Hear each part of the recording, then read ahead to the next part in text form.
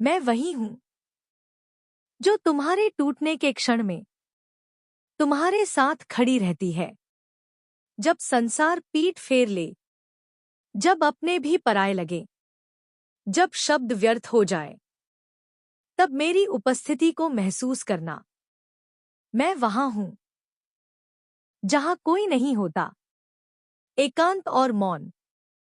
वत्स, तुम एकांत से डरते हो, इसलिए शोर में स्वयं को खो देते हो।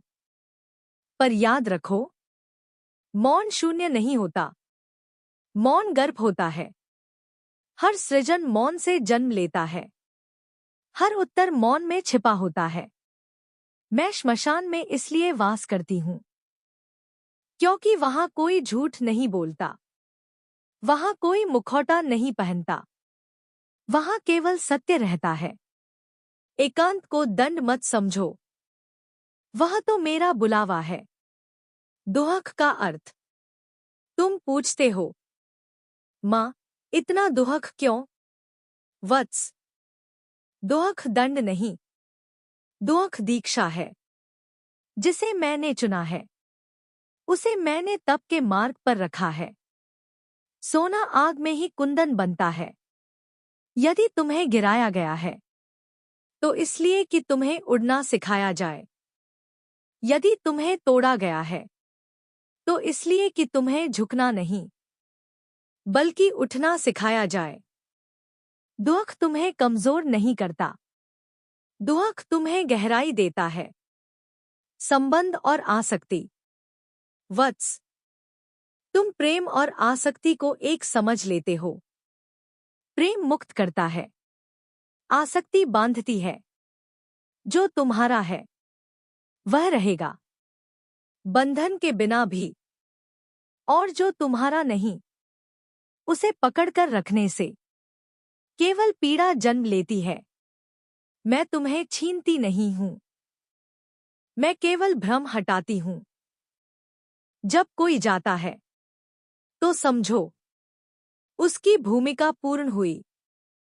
हर आत्मा कुछ सिखाने आती है और फिर आगे बढ़ जाती है। क्रोध की शक्ति। तुम्हारा क्रोध बुरा नहीं है, बुरा है उसका अचेतन होना। मैं स्वयं क्रोध हूं, पर वह क्रोध अन्याय के विरुद्ध है, अज्ञान के विरुद्ध है। यदि तुम्हारा क्रोध किसी को कुचलता है तो वह अहंकार है। यदि तुम्हारा क्रोध किसी को बचाता है तो वह शक्ति है।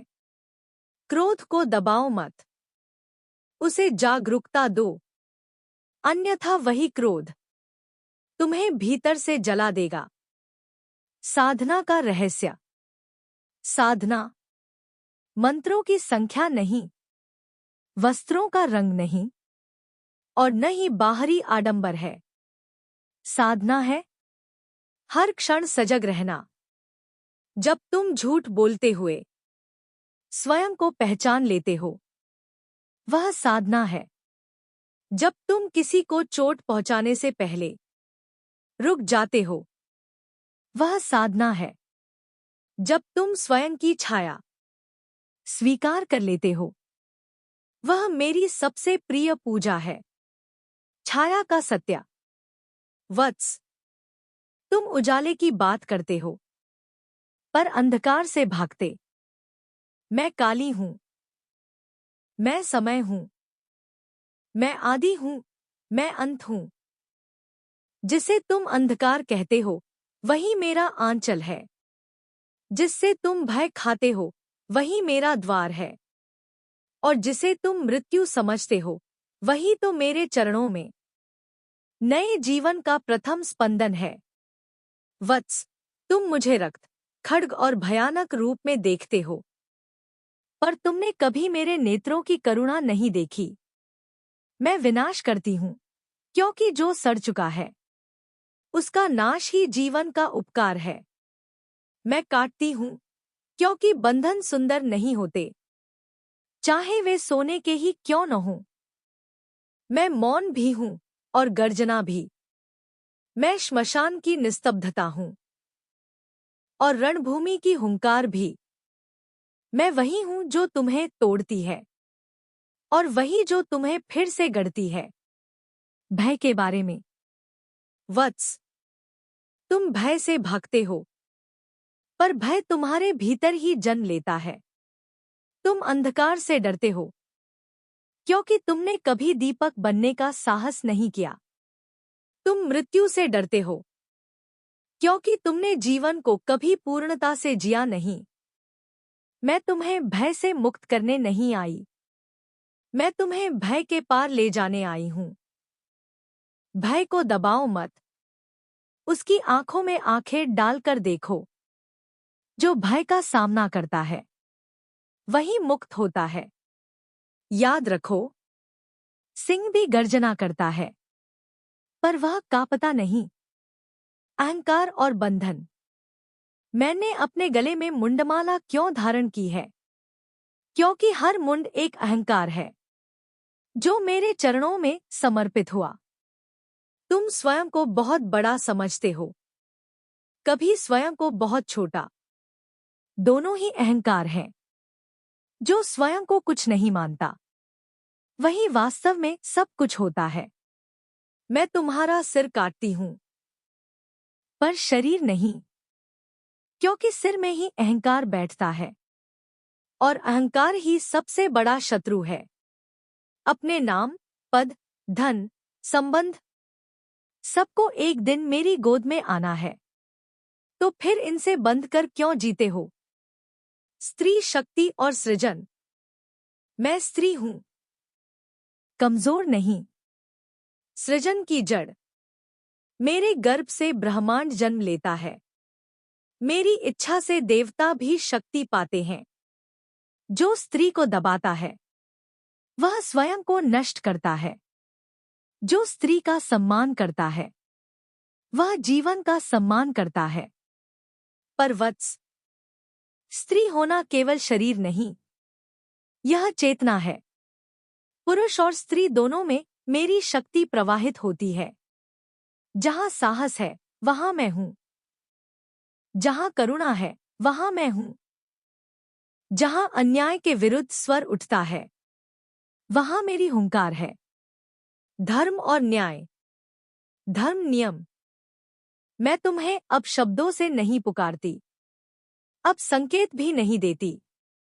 अब मैं तुम्हारे भीतर अनुभव बनकर उतरती हूं।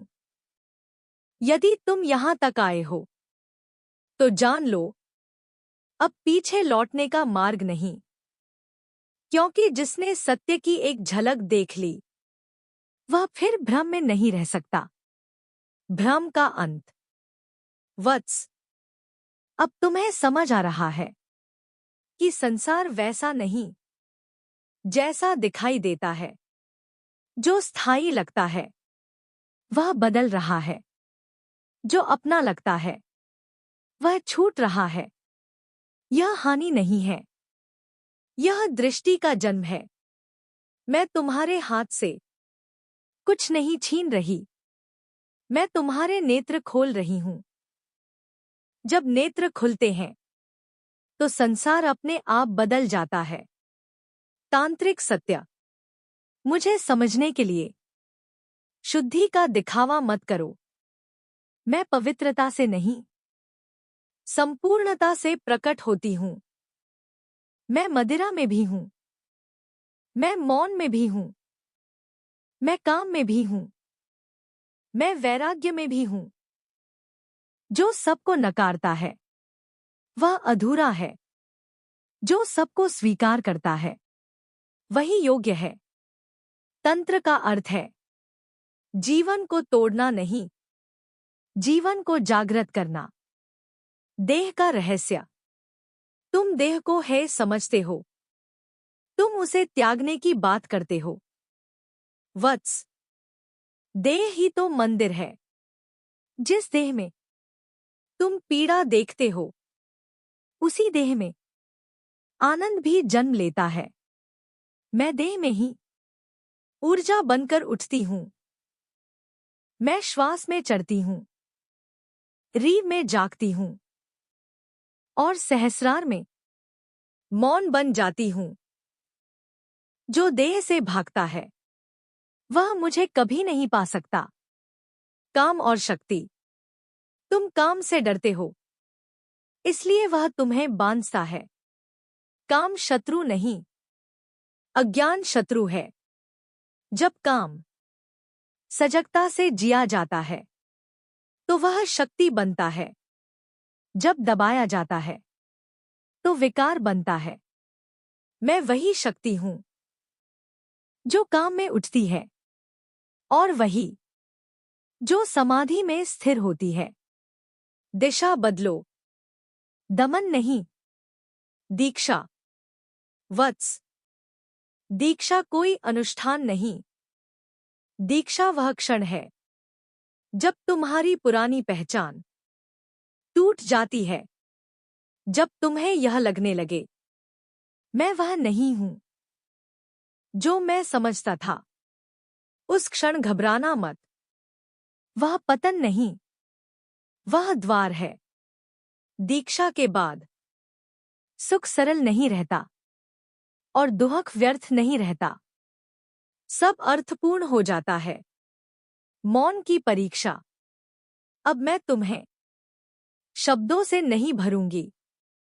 अब मैं तुम्हें मौन में परखूंगी। यदि तुम मौन में बेचैन हो तो अभी जीवित है। यदि तुम मौन में शांत हो तो जान लो मैं पास हूं। मौन में कोई झूठ नहीं टिकता। भय की अंतिम परत। अब जो भय बचा है